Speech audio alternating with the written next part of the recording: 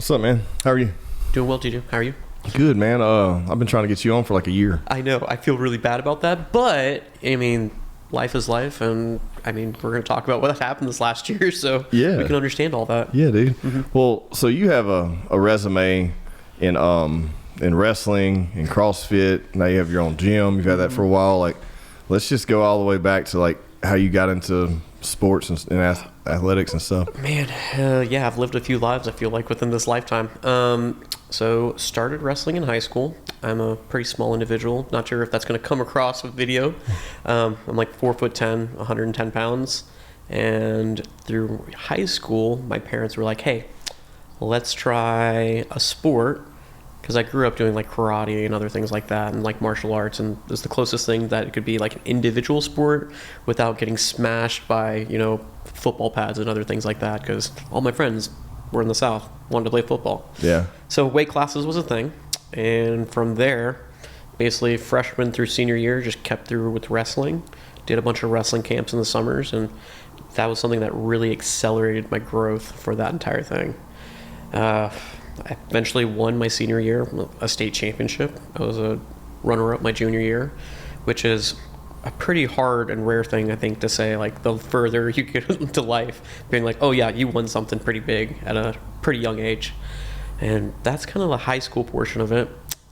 After that, we kind of got into college, and this is where I think CrossFit kind of took its place in a way.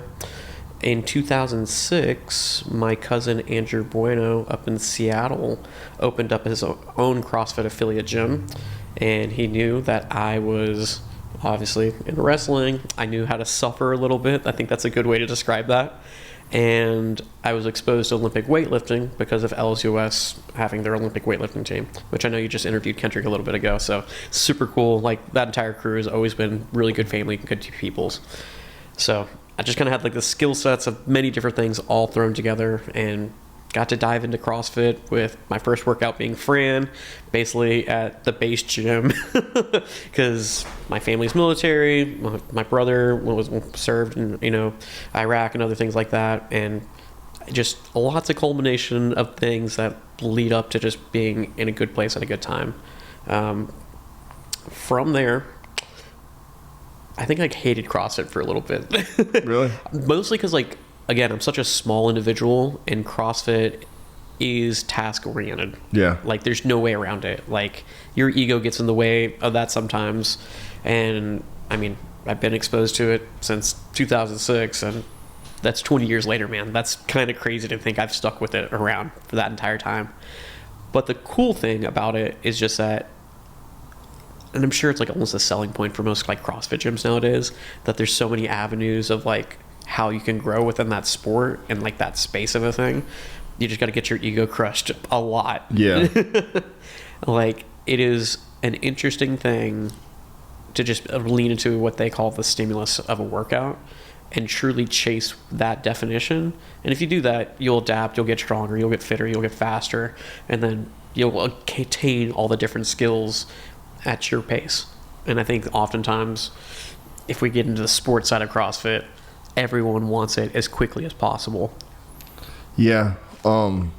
Yeah, of course. But the thing is, it's like you said, it's task oriented, and every like very minor adjustments make a huge impact For sure. on performance, especially if it's as many reps as possible or 4 time, either one. It's like, it's one of those things where, I mean, or PR, I mean, all those things, like just little minute, like, it's like baby steps. I feel like it's always one little micro step forward in some movement or progression, or getting maybe your rack's better on your front squat. You're working better. Like, for me, like, I still can't rack a front squat. Yeah, man. Yeah.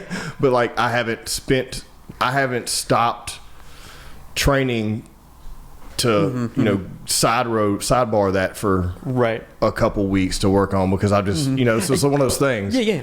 And I think so much of that is like truly finding like what is the foundation of like what you need to improve upon. So like, I mean, we can get like into like the weeds of all that type of stuff, but like, so often skill expression is like what we're chasing, in my opinion. And to chase a skill, you have to be able to reach into a position. And like, if you can't get to that position, like you're talking about with that front rack, you're just going to have a ceiling that's just built in right there. Yeah. And until you improve upon that portion of it, it's just going to be stuck like Yeah. Chuck, right? Like, and then, like, it could be frustrating, but at that point, it's like, do you take self accountability? Do I want to work on this to do this thing to get better at it? And that's the crushing part of that ego. Yeah, portion, and you right? got to like, I have to sidebar that for a couple of weeks and not do the WOD with everything. Right. You know what I mean? And just work on that. And it's like, am I willing to do that? It's kind of like muscle ups. Like, Yeah. I got to where I could get one, and then I can't.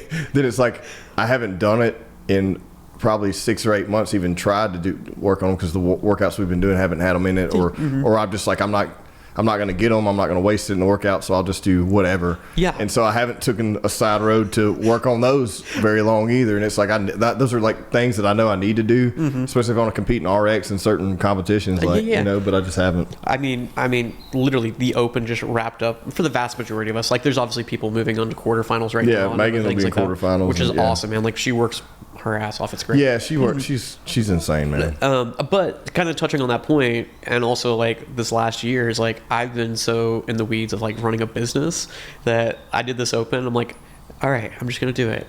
It's fine. My ego got crushed so bad. I'm like, I'm not fit, comparatively to like what I used to be. Other things of that nature, like the workout with the ring muscle ups and everything. I got to a certain number of ring muscle ups, and like my shoulder and elbow can't handle. Oh, so this. you got to those and did some. Yeah. Cool. And so, like, I mean, for me, it's just like I couldn't tolerate it. Like, my body wasn't ready for doing that. I just wasn't training like I have in the past. How'd you do on reps on the last one? I got to the second weight, the second barbell of thrusters, 4 reps of that. And So you're like in the 180s. yeah, I think that's around. Yeah, like 184 or 5. I think so. Yeah. Look at you knowing the math off the I top know, of your man. head. You're like, I looked at that scorecard for so Well, long. I just did someone's like their stuff Monday, and I think he got into one thruster, and that was 181. Yeah, so that's the only reason I know that. Yeah. But I only got to 150, dude. Yeah, like yeah. I man, once again, front rack shoulder mobility. It just my shoulders were wrecked, and so when I go down to do a burpee, like dude, I just started collapsing. I was like, I can't even ease down to do them anymore. You can. I mean, I have the video on my phone, but it's so funny. Like Matt was counting my reps on the first set of power cleans. He was just staring hard, and I like looked at him like, "What rep are we on?" He's like, "Oh, you're done. You're done." I got to 14 cleans on my first set of power cleans. It was so good. And then like the thrusters, like when I got to that second weight, I did like 4 of them unbroken on that very first like thruster weight. Yeah. The second barbell and everything. But it was just so funny because I did 4 of them and I was like, oh no, this is heavy. And then I like stared at the bar and It like, wasn't heavy, but yeah. but like the Right. out of breath, the factor Right. of that. But then I literally did those thrusters as singles for the rest of it, just because we're talking about that front rack. Yeah. I was like, I can't hold the time under tension. It was just like shoot it up and we're going. Yeah, I Yeah. did. I think I kind of unbroken, like just touch and go those cleans at first. I was like, this is light. And Yeah, the yeah. same thing with the thrusters. I did those like I think I did them in sets of 6 the first round, and I was like, I probably should like ease up on this the next go around. And then by the time I'm into the second round, it's like, dude, all that like I should have done way like a little more conservative on the first round. You know what I mean? Yeah, I mean, there's so much of that too. Is like when we're in the excitement of competition, like the adrenaline hits, be it like in person, the Open, or whatever. People are like, I'm going to go really, really hard. Yeah, you'll come out too hot. Exactly. And it happens a lot, especially if you haven't competed in a while. Yes. Like if you're steadily in competition, it's different. Like, Right. You're in touch with all that. yeah, for sure. but when you haven't done it in a couple months or even a year or whatever, and then you just jump in there and it's like, oh, dude, this is for a score, you know. But it's funny, man. I'm much better, fast pace, heavy. Yeah. For me, Yeah, you're an explosive athlete, I can man. do that. Yeah. But when it comes to this lightweight stuff, like you will wreck me in body. Like if we take the exact same workout and we add even 30% to the weight, I'm Yeah. gonna do much better. Yeah, you for know? sure. But it's just one of those things, you know. No, like that was like a thing. Actually, my entire thought process of that, because when we started getting those thrusters, I'm like, we're adding 30% to like my body weight basically as we start doing these things. I'm like, oh, this external load is really adding something Yeah. to this. Well, if you think about that, because what's your current weight's Like 110. 110. Yeah. And so, what's the heaviest you've ever been? Like 112, maybe 115 at most. Really? I So am a you- tiny human And you being. can't. And probably can you even gain weight if you wanted to? No.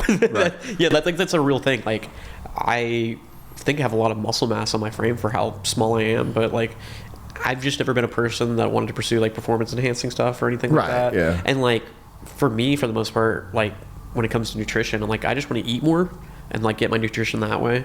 Like, oftentimes the supplements, personally, it makes me feel bloated and kind of weird.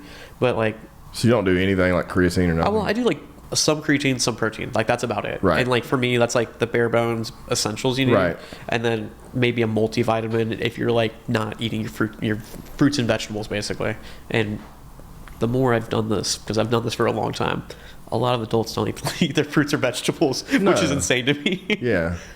Well, it's crazy, and I mean, I guess we just jump right into talking about the gym and members and stuff. Like, so how long have you been a gym owner? Because I know you recently moved locations. You have the new building and stuff now. And So technically, as a gym owner, I guess it would be like a year and a half. I was managing CrossFit Sage in Bossier for years. I thought you owned that gym. So that was my old business partner, Gotcha. like Taylor Farguson. Okay. Taylor and their family are wonderful people. They helped me do the entire thing. I literally got to live the dream of like doing all the things, making big decisions, helping out, influencing a community and everything else like that. But I think at that point in time when we opened, I was a little scared to really get into that side of it. Gotcha. And now, a year and a half ago, it's like put on the big boy pants. We're going to do this thing and figure this out. And yeah, it's been a wild ride. Well, yeah. So what's it like transitioning to just managing members into actually managing a full-fledged business and trying to line up coaches and schedules? And so, I mean, I managed a lot of the schedules of like the previous gym with like our coaches and stuff like that. Like I got to do like a lot of the big responsibilities, which was an awesome thing. It was easier to have coaches at the old location because we were so close to base, and that was also kind of the problem with the business side of it, is like we'd have an influx of like 30 new members like every like 6 months or so, but we'd also lose about 30 members at that same time, which gave us a new heap of coaches like every 6 months to a year, just because people stick around for a little bit. CrossFit within like military people is kind of like synonymous together in my opinion. Like you need to work hard, and people like have similar mindsets kind of flock together, and so it was easier to find coaches back then. With us, since it's a new location, it's been rewarding and interesting to have like that be some problem solving of like developing people and coaches at the same time. And I think like you can always improve upon that, like systemize it, make it better and everything. But I think a bit of the mindset that I had whenever I did the thing is like you have to kind of coach. You got to get reps in. And as you get your reps in, you're going to figure out how to do this better, faster, and better for everyone. And the biggest side of it is like, they kind of call it like soft skills. Like, can you talk to someone and connect with them? Because that's the bigger thing for coaching is like, can you make that connection and not necessarily always maximize like someone's potential right then and there, but have them be like, hey, do I enjoy this? Am I going to keep coming back and making sure that their head's on a swivel to be like, life happens, like, right? Like grief, other crazy things that can kind of derail you. And it's like, is this a true stress relief for you? Is this like some extra external force that is just putting pressure on you that's not making your life healthier, like on a mental side, not even like the physical side of it? And I feel sometimes people just get lost in that sauce of that, right? Yeah. And you need someone in your corner rooting for you, almost like, I don't know if this is the right word for it, like witnessing, like, you're crap, man. Like, you're in it. I see it.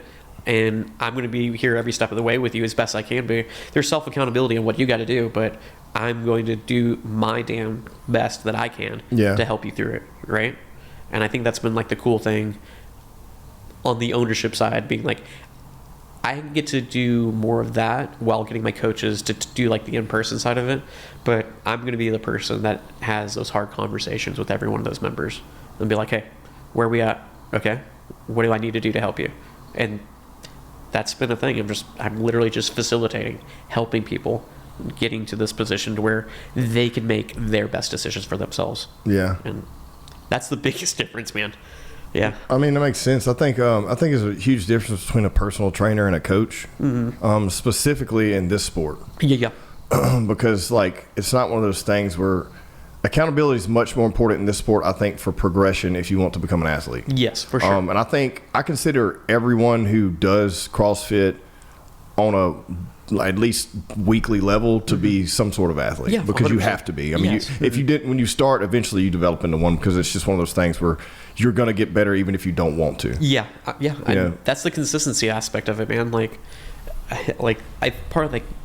of the onboarding process for like all the new members, which like I'm really pumped. Like member count like as of this morning is 116 people. That's great. Yeah, like I'm so freaking blessed and pumped about that. But the big thing that I preach to every one of them, which I feel like I was not doing for myself this past year, is like you need to be consistent. Give yourself 3 days a week of doing this thing. And every single member that has done that, like body transformation, mental transformations, it's like a cool thing. And then getting feedback from the members being like, oh, like this being here is like changed my life, like for the better. Like I literally have the parents, I have a kids class that is like packed to the brim during the summer. Right now all the sports are happening, so it's like, are they at practice? If they're not at practice, they're literally training with me. Yeah. And then like the grandparents, I literally have 3 generations of families. I've typically noticed that, like all over the place, early in the morning. Yeah, and yeah. There's an older group of people, and it's like, dude, they're in there getting it. That's awesome. Yeah, we call them the legends, which is so Yeah. cool. Like 8 a.m. Monday, Wednesday, Friday, and they have like no filter. They're the best. It is so funny, man. And they're just around, they're kicking, and they're like, they love this. Like we're being active. Like their big thing, and like the conversation I have with them so often is like, you know, while we're around, it's just improving quality of life at this point. Like that is what it comes down to. It's like, are you want to be with your loved ones? Do you want to hang out with your grandkids and actually do things with them? Let's do this. Well, it's all functional movements. Yeah. Like you can, that's what's beautiful about it. And I've had this conversation with some people like, you know, Ken Sanders and Tom Siskron and stuff like that. Yeah. But like, it's one of those things where you don't have to use any weights. Yeah, I mean, you can scale it as much as you want and you're still doing a functional movement. Yeah. It's when you decide to take it to the next level to actually compete where you have to have a different discussion, and that's a whole other ballgame. Which I think like right now the gym is still pretty early on. I think within like the next 3 years we'll start having those types of conversations. Just because like it is such a fresh program. It's like I had to start all the way over. I didn't necessarily.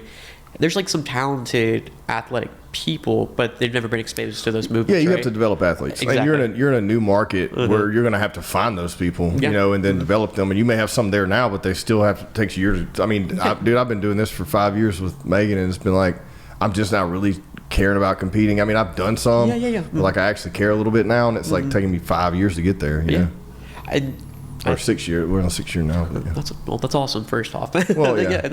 But that again, that's like consistency aspect of it. Like even if it wasn't like the foreground of like how you train only, like you've been doing it now. You're like, okay, I got an idea. Like these are kind of my strengths. These are kind of my weaknesses. Like you already identified. Yeah. And then it's like, all right, if I really want to go on this competitive end, like I got to shore up some of these weaknesses, and then from there, like I wouldn't say you neglect the strengths anymore, but you just touch them.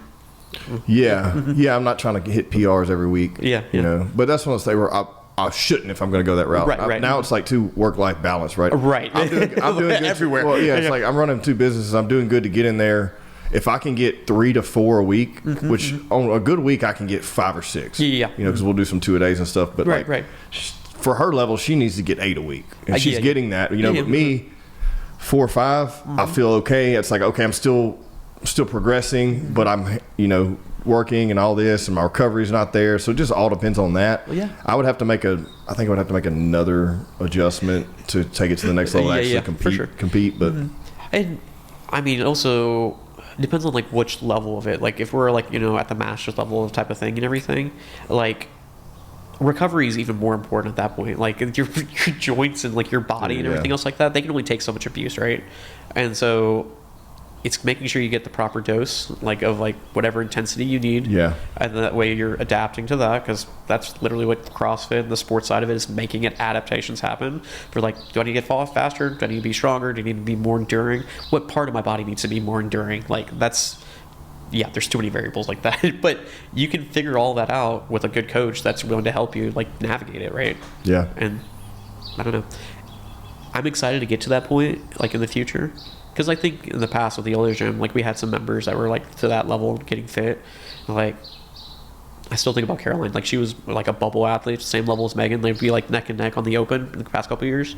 And then like there's just other athletes that we've had where like they were in the quarterfinals level. It's like, okay, where do we want to get to on this next level of things? Do you want to keep progressing?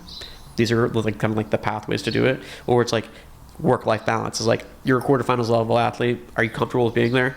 We can make small jumps and adjustments, but like, let's face it, you run a whatever X dollar business, right? You need to be probably more present at your business more so than in the gym for 3 or 4 hours. Yeah, that's the conversation I have with myself. It's like, I'm just cool with being like a intermediate to lower end RX athlete on some of these like regional competitions, you know. But it is interesting that you have there's a huge difference, right? You have your I guess your scaled athletes, and then intermediate, I feel like, is the most competitive.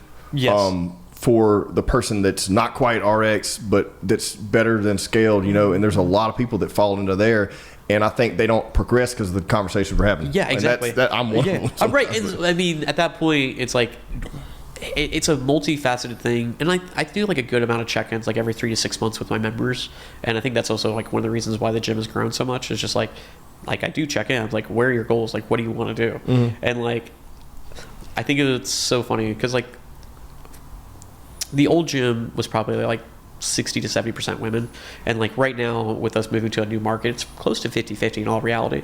But it is super awesome to see women that have never lifted weights ever start lifting weights. They get empowered. They're like, I feel stronger, I do this. They want these certain goals, and now like half the women in the gym, they're like, I want my first pull up, and I'm like, let's go. Yes, let's that's get awesome. Strong. Like, yeah. And that's the thing though, is just like at that point it's like having that conversation. It's like, all right, now how do we get there? Okay, well, these are whatever accessory workouts we needed to do, because like we're going to do the class workouts, and eventually you'll get there doing the class workouts, but now you have homework.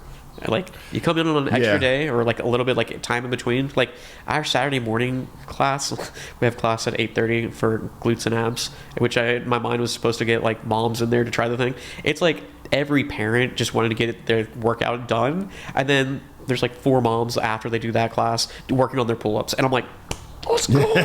This is how we do it. You're doing the thing, right? Yeah. And it's just at that point doing the homework in a structured manner that's actually going to make progress. Because you can fling on a bar, but it's not going to make you like any progress for you, right? Yeah, you have to have someone there watching you, like saying, "Hey, right here, you need it." What I guess my mind goes, but even with pull-ups, it's like, okay, right here, this is where you're hung up. Yeah. Okay, so now we got to do some accessories to strengthen that one weak Portion, point. yeah. It's just kind of like for me, muscle ups. It's like right here, I'm not turning my hips over to get myself up. I'm like, I'll come up and then I'll like chicken wing it up and strength up, but like I need to get to where I can get my hips. Like it's breaking that barrier. Yeah. I know as soon as I do it, it'll click. And I mean, if we go down that rabbit hole for a moment, it's like so like whenever we're learning quote unquote a skill, like it is, you need strength, obviously, to get into all the different ranges of motion, and have somewhat of control in those ranges of motion. And then the other portion of it is timing. So it's like, that's probably the portion that most people get most frustrated with, is like doing timing drills. It's like, we need to hit positions, and you need to be touching. Yeah, these they're positions. annoying because they seem like they're mundane, but they're really important. Yeah, and like, I mean, from the fighting background and like grappling background, it's like there was a reason you did a 1-2 all the freaking time. You needed to make it muscle memory, right? And so like that's just that portion of it. How many times I sprawled and did duck walks? Yeah. And like just from like the years of wrestling with me, like I mean, I think that's also one of the reasons why I've done CrossFit for so long, is like I revel just in the grind of things. Like I do better as a human being when I'm in the grind versus when I have too much freedom.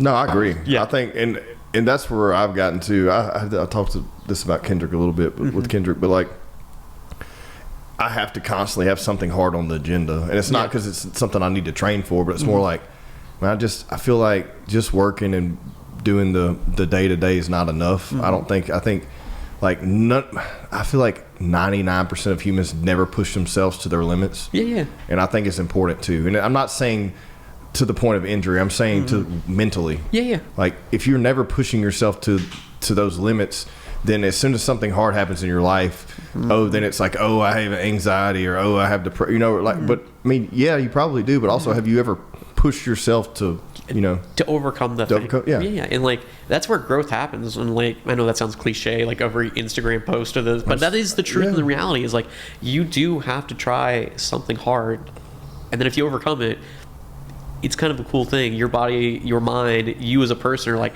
oh, I can do hard things. And the more you practice that, the more you can get accustomed to it.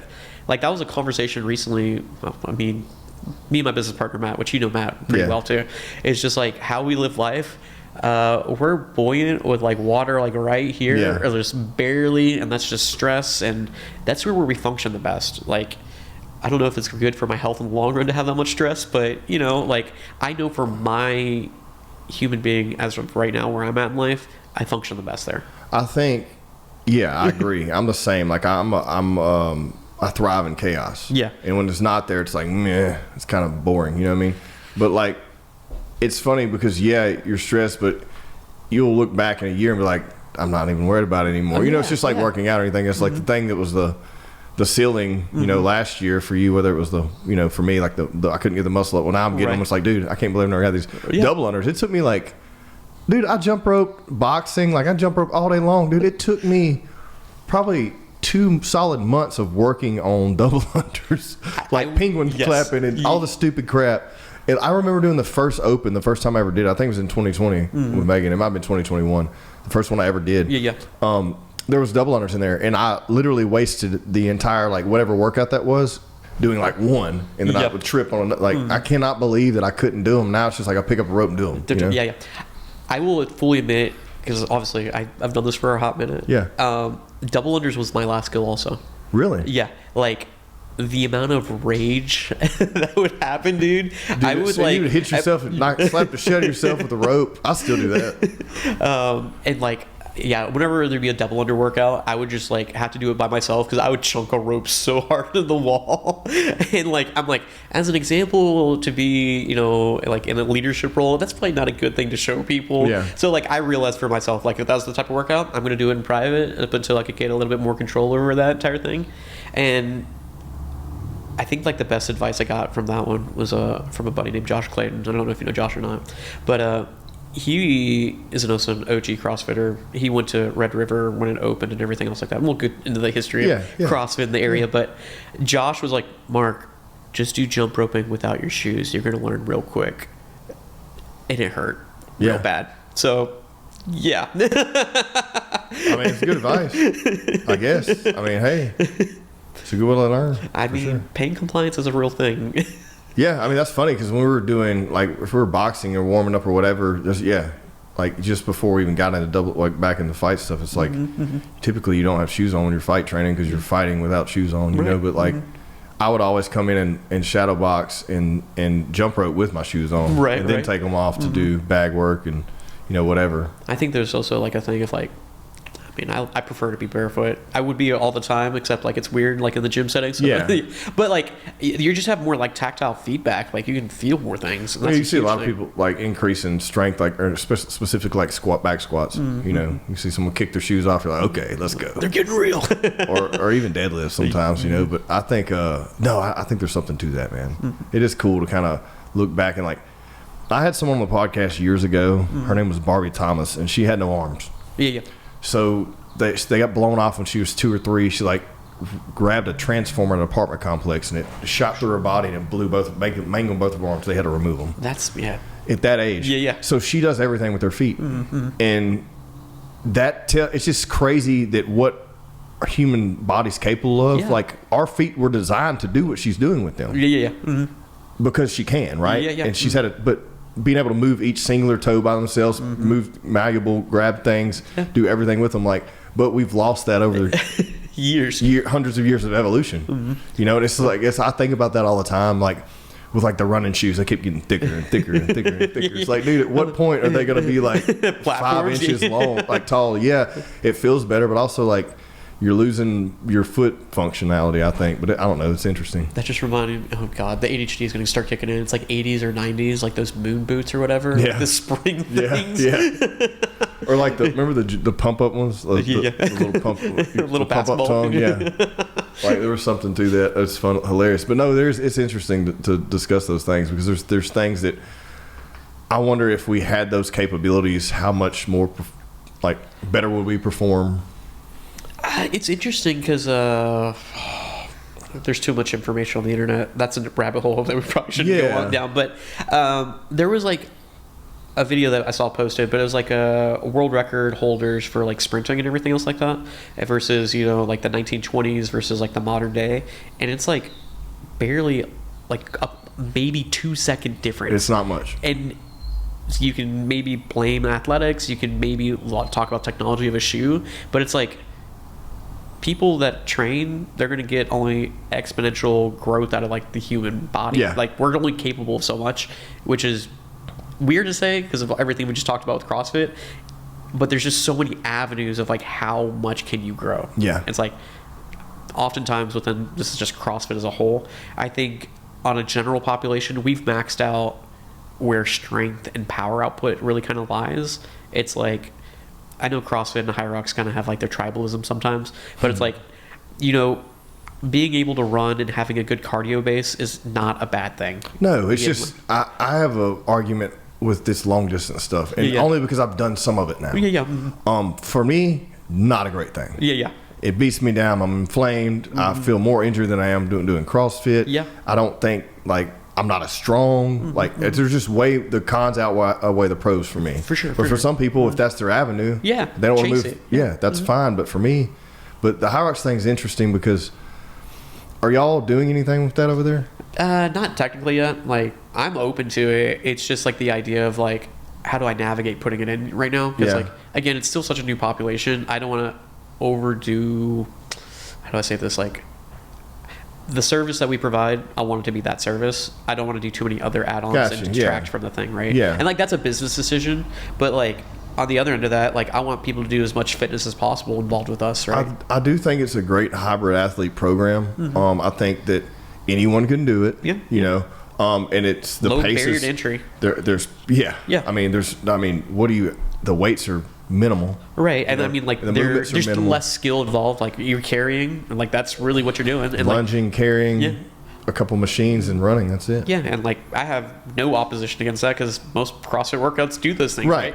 I just think like for that, like I have one more coming up next Sunday, so the 28th or the 29th.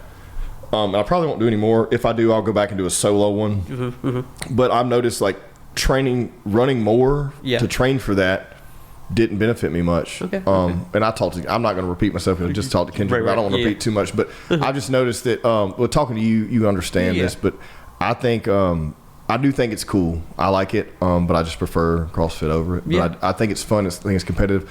I would like to see them add new things in.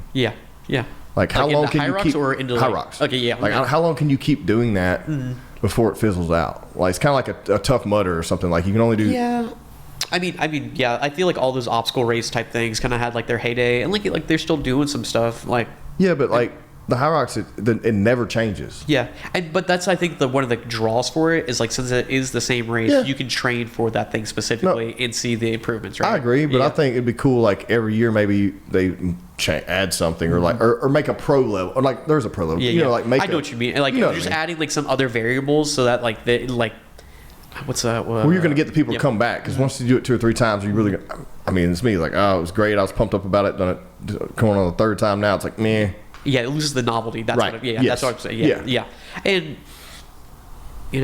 because that don't happen in CrossFit because you never know what you're going to get. Well, I mean, we say that, but like, I mean, I've done it like CrossFit for a long time, and I feel like I have like my wax and wanes of it. Of like, I really love this right now, and other times, like, I mean, that's why I got into Jiu Jitsu for like so long. Was like, I needed another outlet that wasn't me doing the thing that I teach all the time. Right. It was nice to be like a student again, and also like just coming from that wrestling background, like I missed grappling, and it's like the closest thing you can do as an adult that lets you just hug on people aggressively. I think I miss that too. We talk about it all the time, but man, I have enough going on right now. It's hard to I get obsessed with that. Yes, it's bad. Like way more than this, like CrossFit stuff, I get way obsessed with that because I over analyze everything, and then I look at, okay, well, I just watched my sparring video. Okay, well, I was dropping my hand here. I was, okay, well, he just caught me and almost got me in an arm bar, but then I moved this way. I could have moved, just all that stuff. It's all information. It's just at that point, like you said, like, does it get obsessive? And it's like, okay, you can use it as like, like just say, like, as information. It's whenever it starts to become like that obsession portion of it. It's like, all right, we need to back off of this. Well, it makes me want to compete. And for sure. I'm not. that's not for me anymore. Yeah. You know, I've had my time. I decided to go a different route. I did it a couple times, cool, whatever. But like but it makes me in my head think, oh yeah, I can do this again. Oh man, and it scares me. And I'm like, but last time I did it, I got the itch. Well, yeah, last time I did it, it's like, how did it affect my business? How's it going to affect my work home life? You know, I haven't done it since I've had kids and got married. Like, what's that going to? Let's just do something we can do together. And I'm not even going to stay away from it. Yeah. I mean, yeah, I get that. It was actually funny. I was talking with one of our members yesterday because there's some guys that train Jiu Jitsu that train with us and everything else like that. And like for me, they were like talking, and I was like, oh, okay. And so concept wise, we can touch on this for a second, and jiu-jitsu and everything else like that, like this is a personal philosophy, just broad stroking it. When you become a blue belt, you have your fundamentals, right? Like you understand the basic idea of like how to frame, how to like do a few attacks and everything else like that. But like from blue going to purple belt, it's like you need to develop your own systems for your game plan. And then once that becomes sharp enough, typically, you know, whoever your instructor is going to be like, all right, you've earned this idea of becoming a purple belt. Right. And so the person I was talking to is a fairly new blue belt, and they're like, I'm kind of lost right now. I'm like, good. Like, you just got to start exploring, man. That's a good thing. Yeah, you got to figure out your own road. Right. And so with that, like, it's like, find your home base, whatever that technique is, and you'll understand this. Like, it could be a closed guard, it could be a half guard, knee shield, whatever. Like, whatever that is, whenever you get to, like, I need to get to, like, defensive position, find your way back to your home base. Yeah. Then from there, what is a reaction? Cool. Develop your systems. Every time this reaction happens, this is your attack. And he's like, oh. And he's an engineer, so he's like, I like that approach. He gets it immediately. Yeah. Well, I think that's a good philosophy to have. Like, for me, like, I was horrible off my back because I was so over-focused on getting back to my feet. Yeah. So what I had to learn how to do is I was horrible off my back because I couldn't hold a guard well because of my hip mobility. Yeah. So I had to start working on my hips and stretching my hips, which hand in hand worked for me because also I was like, I want a head kick. Yeah. I want a head kick in a fight. Yeah. Like, and my hips weren't there. It wasn't. So for focusing on those things constantly every single day, like I would get to the gym 30 minutes prior and stretch specifically my hips. Yeah. And dude, within 3 months, the guard was there. I could lock you in a rubber guard. You know, I could hold it all. I could get you in a triangle when I couldn't before. Say that, my knees like hurt right now. Just thinking about it. And then head kick was there. And every time we're hitting mitts, we're sparring. Head kick's there. But it's one of those things you have to find. And that for the while, then I developed my style for sure. You know, because I didn't have those missing elements. Once I did that, I could work that into the fundamentals. You know, the fundamental strikes and stuff like that. But yeah, it's cool that you said that. But it's so funny because back then I was so distracted as a young man, like in the 20s. Like now it's like I have the knowledge and the wisdom and body awareness that I didn't have then. It's like, dude, if I could put this brain in that body, dude. But isn't that frustrating? It is, but from the level of competition. I mean, I've had that same exact conversation with Matt, and it's just like that is the portion of it. It's like the curse of like age and wisdom, right? It's like, could I do that in a younger body? It's not available, but like it would be so cool to do it, right? Yeah, it's just because back then I was just thinking about the next step constantly. Not the next step in like grappling, but just like I got to do this, I got to do this, I got to cut weight, I got to do this, I got to do this. I'm not like sitting back and focusing on, okay, where my weaknesses are, let's work on that. Because I would have conversations like, the problem with the amateur level fighting is you never know who you're going to fight. Yeah. And then you get an opponent, and then I'm training 6 weeks to get this opponent, and then they drop. Yeah. And I have 2 weeks to a fight, and it's like, oh, you have this other opponent. And so like I just got to where I didn't even watch their film anymore. Yeah. Because like even if I watch his film, we're amateur level fights or even low level pros when we get to the pro level, even the low level pro. It's like I watch their fight, and if I'm 2 weeks out, like stylistically, I'm not going to be able to I don't have time to set up sparring people that's similar to this guy, stuff like this. Yeah. So I'm not going to worry about him at all. And I'm just going to do what I know to do. And if I get in a scenario and it's like, oh shit, he's got me here, well, I should be well rounded, you know? So that's so cool. That really touches on like the idea of like development of mastery, which typically what that means is like you've developed your fundamentals so much that whatever the reaction of your opponent via or a workout is a thing, is that your fundamentals are so good that, I'm now, bobbing and weaving. I'm moving, changing my angle, be it jiu-jitsu, striking, and other things of that nature, that it has become ingrained in you. It's not a conscious decision anymore. Right. And that's kind of a cool thing that you just like literally described all that really well. You're like, I'm doing this all very deliberate, making it a conscious like effort and choice to do these things. And then you're like, you know what? forget it. I got the fundamentals, so it's going to be fine. Yeah, because if I overthink it and then I try to stray away from what I'm good at too much, like there's a give and take there. For sure. It's the same thing with competition. It's the same thing with CrossFit. It's like, don't stray away too far, because then if you stay over here too long, then you're going to lose your fundamental base, you know, because it happens too. Like, it's kind of like the training for high rocks too long. You train there too long, then I'm losing strength, and I'm back to, I didn't lose it, but I'm back to trying to get a step. It's like one step forward, two step back. Yeah. And in all reality, I think that's not ever like a bad thing, because like if you gain 2 steps in another like a video game, like a different like metric, like I gained more dexterity versus my strength, like that's not a bad thing. Like when you come back to it, you can touch it and redevelop your strength normally fairly quickly if you have years of adaptation there. Like it takes, oh gosh, this is me being nerding out for a second. Like when it comes to like the philosophy of CrossFit, like I think it is truly much harder to develop strength and power for an athlete than it is to develop their endurance and muscular capacity of like movements. That's my personal philosophy on that. And like it's really a case by case basis with an athlete. Yeah. But the fact is, most times, like for yourself, you're like I'm pretty strong, but you've done that for years. Right. And then like you doing like the high rocks thing, and you're like, I hate every moment of this. That's like you know, like we're developing. Well, that I just thing know that's weak, right? like when you're like a workout like that, I know I can't compete. Yeah. Like I can go do it. Yeah. But like I'm never going to be running a 4-minute 1,000 meter run. And you have to compete at a pro level. Yeah, for sure. Like it's like I'm not going to do that, but I'm going to have a good time. Yeah. And then every time I go, I just want to make sure I'm getting better. Yeah. You know, but also there's a little bit of a code to crack. Not much. It's like, okay, if my advice to anyone who wants to do it is that you got to get used to working under a high heart rate. Yeah. Constantly. You put yourself in a high heart rate and do all the movements. Yes. And keep yourself at a high heart rate. Yeah. And that's the only way to train for it. Like you can try to break it down. I've done it all. I've tried to break it. I've tried to quarter it up, eighth it up, multiple reps of things. But my biggest, I think for me, the cardio threshold, not so much like a long distance runner. It's different. Right. It's almost like a sprint, but it's in between sprint and long distance. Yeah. But you're right. It's just doing some type of workload capacity of a movement with that high heart rate, which is just really a funny thing to me, because like so many people nowadays wear their wearables and like constantly checking their heart rate. I'm like, yeah, you're working out. Keep going. I don't check that. I use mine for the recovery, and even though I know like I haven't drank in a couple of days, and I had like went and ate and had a drink. I had one drink last. Well, I say my one drink is like two people's twos. So I had 2 drinks last night, I guess. Like a big tequila drink. Yeah. And my recovery is phenomenal. My recovery is like 40% today. Yeah, and that's the reality of that. But it should be the day prior with a standard WOD and some stuff and daily nutrition. My recovery was at 96%. So that's the answer right there. Yeah. You know? Like that is the variable you changed. And I know that's an interesting thing, because like obviously where the gym's at now in Minden, there's a lot of country boys, and I know for myself, like I'm never going to be able to take away the beer drinking at the end of the day, at the end of the truck and everything.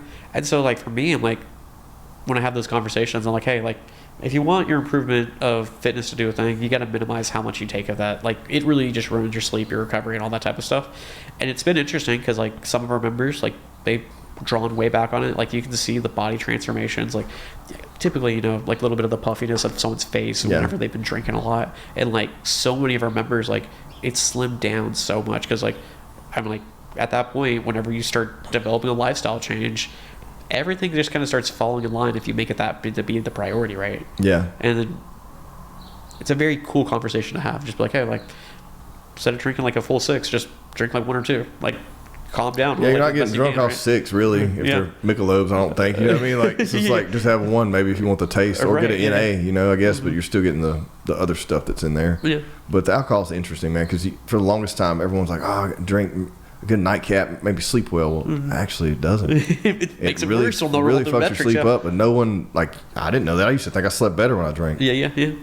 Because I would sleep hard, but I really wasn't getting, REM sleep, REM sleep, or even deep sleep. I was just getting light sleep the whole time. Well, I'm not gonna lie, I was pretty guilty of doing like recovery beers, like after a workout. I'd be like, I need the carbs. That was a bad excuse. Well, I mean, it's a different conversation though. If you're just having like 1 or 2 right after a workout, but if we're talking about going, all day long, working and high stress level, potentially dealing with kids, do whatever, then going to the gym, reactivating that high stress level, cortisol's up the whole day. And then going home and probably eating not the best dinner, and then having alcohol accompany that. Yeah. And then it's like, how many good factors do we put in? How many times a week can you do that strategically, like get any better at anything? And that's the conversation I have with myself all the time. But here's what's fucked up is for me, the trigger to me drinking is the gym. Kind of like you said. Because as soon as I get done, I'm like, dude, a big ass margarita sounds good right now. Like a ranch water, something like crisp, refreshing, some lime, some ice, and a little bit of tequila. That sounds pretty tasty. Dude, it does. Right after a workout, it sounds like, especially the hotter it gets. Yeah. It's like, dude, it sounds so good. And so I'm like, no, just go home. Shit. Solution, move out of Louisiana. It's not as hot. If I guess I lived in Colorado or something, I'd be wanting to like some, I don't know, maybe a glass of whiskey. I don't know. But yeah, man, it is interesting how that works for me. It's like the gateway drug for me. It's like, dude, I need to quit drinking so much, but the gateway to that is I'm going to keep working out, and that's going to make me want it sometimes.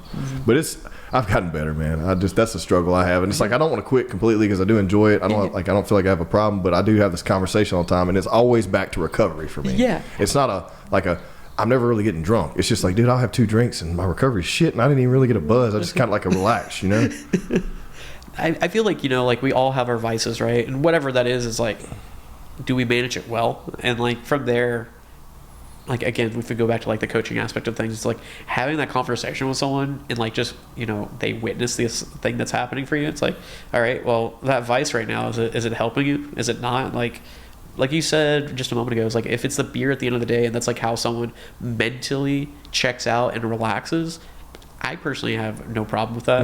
And then if it's I'm drinking a bunch of it blackout drunk at the different, that's a different end of that, right? Yeah, to deal with today, then we got bigger problems. That's some escapism right there, right? And so much of that is just like on an individual level, like we all cope in our own ways.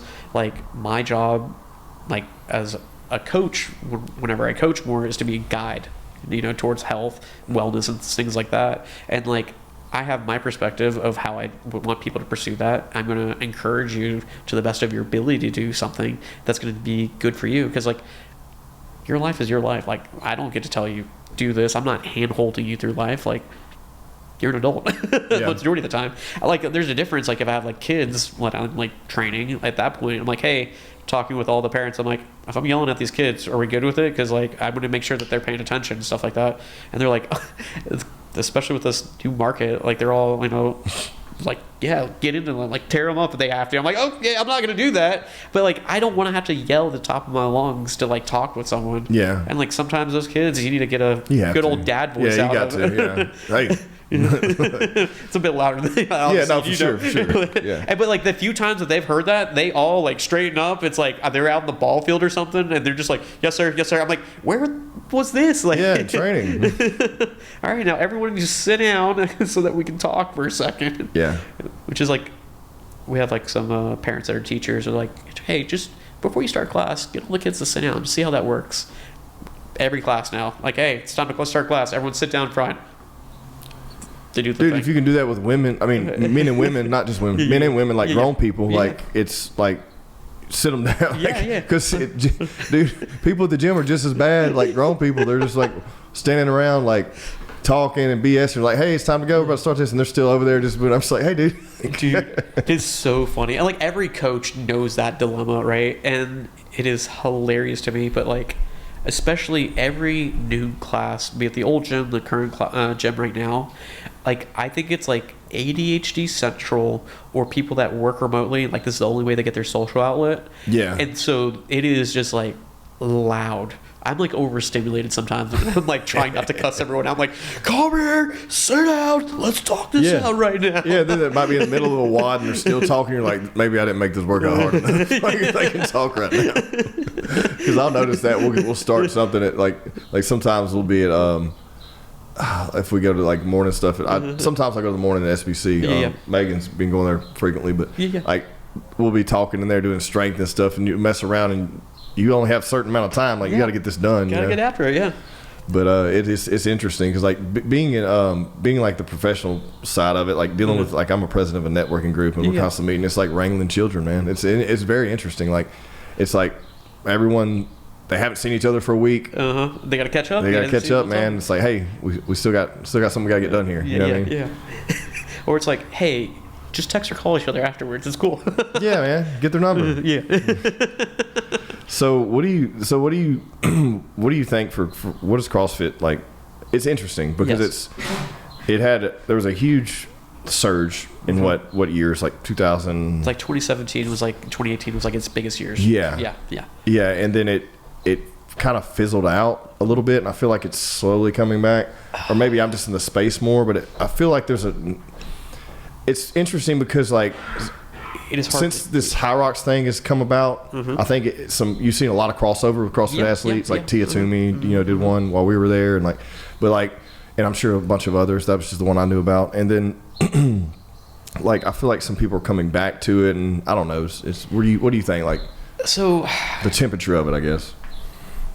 Man, I think how to answer this, because like I think CrossFit, for what it originally intended was with like Greg Glassman, it was supposed to be this thing to fight chronic disease, like straight up. Like that's why I truly love CrossFit. I think it is the best strength conditioning program that gets the most amount of people to adhere to lifestyle change. Like, with that being said, I think the people that are true believers in that are never really going to go anywhere. And if you can get, I think with the current gym, that's really what I preach to people. Is like, hey, we're trying to create lifestyle change. We have so many medical people over there, and that they are like, they've seen firsthand, with their patients and people like family and everything else like that. It's like, if you don't combat like lifestyle change early on, it just leads to all these other chronic issues further down the road, right? Yeah. And with that being said, I think CrossFit on that end has changed the fitness industry as a whole. Like, you can go to any 24-hour gym now, and there's probably going to be rowers, some free weights, some other things of that nature. So in that regard, I think CrossFit did a tremendous thing. If you go to any time, there's usually a rig at all of them now. Yeah. I've noticed that on any of the new. Well, I haven't been a bro gym in a couple of years, but like I noticed that becoming part of the new. Like you're going to see a couple balls. You're going to see at least one rig. Yeah. You'll see some bumper plates, so people can do some of the Olympic lifts and stuff like that. And with that being said, like, I think CrossFit has done a tremendous thing there. Where the growth of CrossFit goes right now is where it gets complicated, because like, in my opinion, there's three pillars of what CrossFit actually is. And current leadership, because it's been venture capitalists for the last like 5 years for a hot minute, trying to maximize profits. Yeah. And again, I'm now an affiliate owner. I was an affiliate manager for forever. So like, I've seen on the front lines what the affiliate is supposed to do. But back to the three pillars. It's number one, education, which is kind of what I was just talking about, fighting chronic disease, letting people get their level ones up to like, a level 4. And so they'd be knowledgeable to coach CrossFit, teach CrossFit, spread the word of CrossFit, right? The second pillar, which I think is where sometimes things get lost as sport, because CrossFit Games was supposed to be the celebration of the affiliate. That's really what Greg Glassman originally said it was supposed to be. And it was supposed to be like, hey, I want all the affiliates to get together, to get their best athletes together, and from there, we'll find the fittest person on earth. The sport has kind of taken on its own wild shape of a thing over the years, and sometimes it becomes like the forerunner of everything, and some people think that's what only think CrossFit should be. But I don't think, like, personally, that's the only portion of it, right? You can't get there until you do all the other stuff. Right, exactly. And then, like, how long have those people been doing it to even get to that level? Probably 5 to 10 years. Yeah, you know what I mean? exactly. Or longer. Right, and like where we're at now is like very similar to MMA. Is like the people that are at the tip of the spear for CrossFit have been doing it since they were kids. Yeah. And like watching like the first UFC, just random street fight people, right? Well, yeah, like versus like the Liddell or professionalism someone, of the sport now, right? Yeah.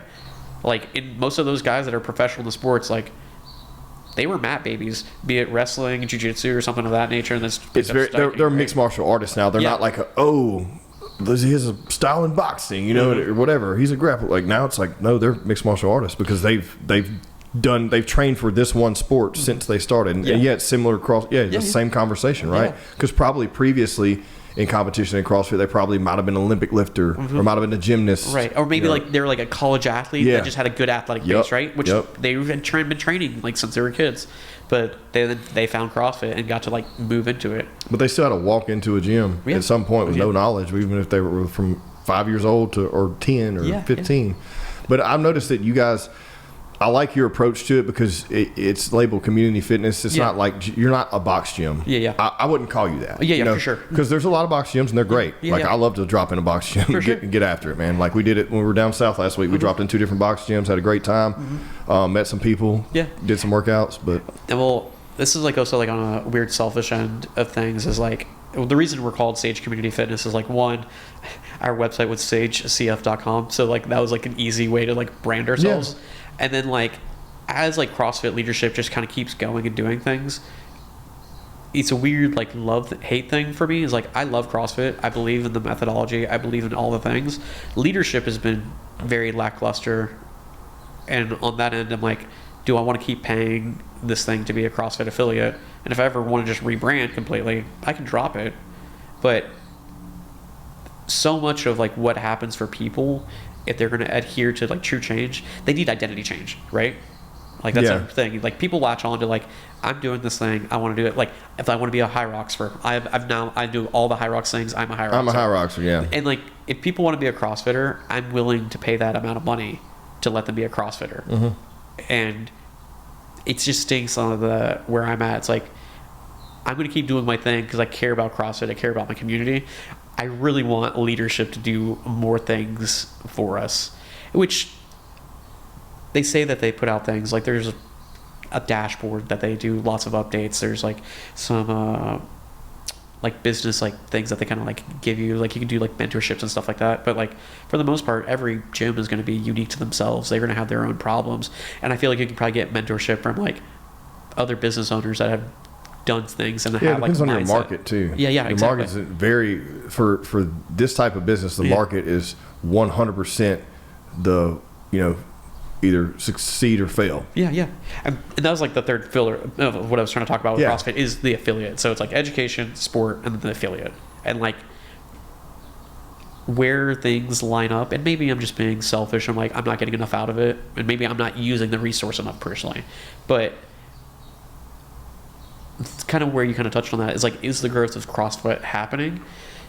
I don't know if leadership truly uses their money to grow CrossFit in that way right now. If that makes sense of what I'm trying to say. Yeah, I think I've just been introduced to a new pool of athletes that I haven't been around or didn't know, or maybe are a couple different competition. Like I've seen some sort of resurgence, but it might just be because of my nose is in the dirt, like in that dirt, now more than it was. I also think too, and you're probably saying it is like you said, so you went with high rocks, and it's not necessarily you just putting your nose back in the dirt. It's like no, there's like this draw of like people wanting to do fitness, right?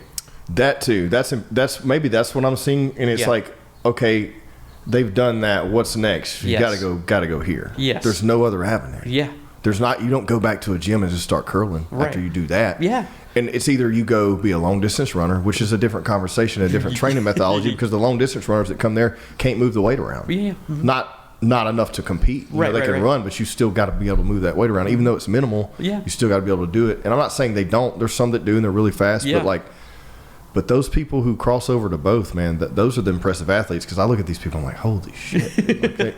Like these dudes are jacked, and they have better cardio than me, and they're still strong, and they're moving like pro weight, and they're on drugs. Well, I mean, even if they are, whatever, like I at this point, like I'm on TRT, dude. I've been on it for illegally a long time, legally prescribed quite a while, but that was me being an idiot younger. I didn't need it. I just wanted different gains and different heights. But now it's like I don't care what they're taking. I'm just glad to be in a room full of athletes. Yes. And be able to just be even a speck of dust in the dirt.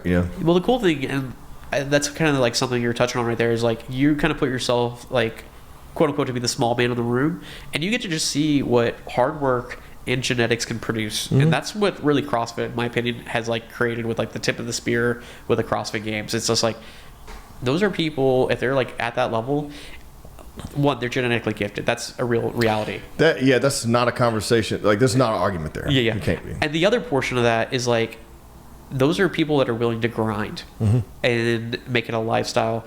And when I say it's a lifestyle, it's a sacrifice to do it. Because like a lot of times, like those people, like there's not truly balanced. Like they are pursuing that with all intentions of the thing. You probably could have had that conversation with Kendrick, him being an Olympian. Like that was just like That's all you do. If that is only your goal and you're obsessed with it and you want to be the best at it, you are going to chase it. Mm-hmm. And there's nothing wrong with that if you're accepting of that. Mm-hmm. But you just have to have that hard conversation with yourself. Do you want to do that much sacrifice? Which, for me, no. Yeah, I just want to be. and that's the reality. I just for want to people. compete. Yeah. And fall in the middle of the pack. Yeah. That puts me in the top 1% in the world. Like, I'm Heck cool yeah. with that. You know what I mean? Heck Like, yeah, when right? it comes to population, not athletes. Yeah. Like, And so much of all that is just like, and that's the conversation. It's like, do you have a coach that cares? Okay, they're gonna have that conversation with you. Yeah. And like, where do you want to like navigate this to? It's like, all right, well, we're doing 3 days a week. You get to pick up your kids. You might be a little sore from some of these workouts from time to time, and you're enjoying your daily life, and you have the stress levels that you want through life right now. We're doing exactly what we need. Other end of that, it's like, I want to be the tip of the spear. It's like, okay, let's look at nutrition. Let's look at sleep. Let's look at like, how are we managing our days? Like, where can we minimize stress? Like, everyone needs to minimize stress to the best of their ability, but it's like, are you like in a dramatic relationship and you say you want to be the best in the world? That might be a sacrifice you might have to like look at there, Yeah. right? Like, if it's not contributing yeah, to the are you lifestyle planning want. on having children? Yeah. That's a huge Yeah, that's a conversation huge because like one, there's for sure. very limited athletes Yeah. that can bounce back from that. Like, Yeah. we just mentioned one earlier, but like it's funny to me. Like I wanted to bring this up to you because I think it all the time. Psychologically, like looking at a wad, this happens to me. I'm just curious if it ever happens to you. I look at something, I'm like, oh, that don't look that bad. And then I get in the middle of it, and it's like, dude, shit. I tricked myself. I've been doing this 5 years, and I still trick myself saying it doesn't look that bad. Does that happen to you? The way that I look at them now is like, I'll look at it and I'm like, I just admit that they all suck. Yeah. But sometimes they look easy. Like you look at it, you're like, this Those are the that. ones that are going to be the hardest. Because I know. You get in there, you're like, damn, why did I think this wasn't going to be that bad? like the ones that are I mean, I used to get that feedback from members all the time whenever me and Taylor would do the programming for the old gym. They're like, this looks so easy. I'm like, yeah, I know, it's 3 couplets, but there's a little bit of like rest intervals. And they're like, how did this get so bad? I'm like, it does. It's a thing. It's just like you're doing some type of a regression, like frame, right? It's 2 movements. What is, dude, I don't know. 21, off the top 15, 9 pull-ups and thrusters. Okay. Okay, gotcha. Yeah, literally, like what happens with you just compressing back and forth via those movements, it messes with your blood pressure so bad. That's like why people are like, I'm on the verge of passing out, tasting blood in my mouth type of thing. Which, if you've never had that happen, you're not working hard enough. You're not doing it. DT's my favorite. Yeah. That's where I thrive at. We just did that yesterday. Dude, 7 minutes, baby, 6 minutes sometimes. Like I haven't done it recently, but like, dude, I can. For me, that excites me because I can beat a lot of people at it. Yeah. And when they normally kick my ass on everything else, like I'm like, I got this. DT, I can do, man. I love it. But and double DT, that's a rough one. Oh, dude. But no, but it's just funny, like the psychology, like tricking yourself into thinking like this is not gonna be that bad. Which it's always sucks, but I don't want to deter people. When I say suck, it's a good suck. Like it's when you get done. It's just like when I used to go to the fight, dude, I'd pull up in the parking lot, and I'd done worked in the oil field all day long. My day when I've been easy or bad, it don't matter. Right. I guarantee you, no matter what it was 100, it was full throttle all day. Right. And then when I pulled up there, I might get there at 3 p.m. one day, I might get there at 6 p.m. one day. When I get there, I'm just like, I'm about to go in here and get my ass kicked. And I know I am because I don't know shit. You know, even if I've been training a year, there's someone in there that's kicked my ass today. It's like, do I really want to? Like, my favorite part about that is like after you get done with that type of training session and you're like dead in your car. I feel the best thing ever. Well, it's like you turn off the radio and you're just like driving in silence. You're like, I just got my ass handed to me by like this teenage little girl. She choked the mess out of me right now. Dude, it's so good for you though. Like I'll get in the car like after a workout sometimes. Like I think it was the day before yesterday or something. My wife sometimes will look at me. She's like, "What's wrong with you?" And we've been doing this for years. Like I don't know why she asked me that. Like I can't breathe yet. I'm still trying to catch my fucking breath. Like give me like 30 minutes. Like it'll have me so amped up, dude. Depending on what it is. Like, but I remember when I first started it, dude. I would almost die every day, and it would be. I would get home and be another 30 minutes before like my heart rate got all the way settled. That's just told me how bad out of shape I was for those type of cardiovascular workouts. For sure. Or now it's like 5-10 minutes after I'm good. Yeah. I know, like it's so funny you kind of say that. Like after the last open workout with all the burpees and everything, like I was like collapsed in the fetal position. I'm like trying to get my shoes off. I couldn't, and I was like, get my shoes off. Like, it was like the people that judged me were around, and like they ripped their shoes off, and I'm like, I just need to get my socks off. Everything's hot. It's just like in this pool of sweat. And then it's like 5 minutes later, I get up, I'm talking like nothing had happened. Yeah, that's you, in the midst of it, you know, like it's gonna happen. Like I got done with that one, and I went and sit down on the bench. And I was like, nope. And I got up and walked, and I got on my hands and knees, like downward dog or something, you know, for a second. And I was like, to the fan trying to get to it. And I was like, nope. Then I laid on my side for a second. Then I sit up. And I was like, okay, that's where I'm gonna catch my breath today. The position's different every workout, right? Like 100%. Sometimes it's just flopped out, bro. Like, but that's what I'm saying. Like, people need to go through that shit. Not enough people do it. And the most common excuse I hear when I try to get people to do it is like, "Man, I don't want to hurt myself." Well, don't fucking hurt yourself, dude. Like, I can load you with no weights. Yeah. I and so much of that is like the ego at play. Well, that's right? they see me do what they want to do. Weight. I'm like, you're not there yet. Yeah. I had to, when I first started this, I was 230 pounds solid muscle. I was working out at any time. I was still training some. I met Megan. Yeah. I was doing 395 pounds, 400 pound squats in the garage. Like, I was strong. Yeah. But then, like, dude, when I got in there, it humbled me so quick to do an overhead squat, and I couldn't do it 95 pounds. Yep. And my shoulder mobility still was like, Mm-hmm. I couldn't get it, like, you know. Yep. And so, like, that humbled the hell out of me. But she's over here doing the same weight as me, and I can't do 3 and have to put it down. I'm like, I mean, that's what humbles you. Those positions, like, your body's not, you know.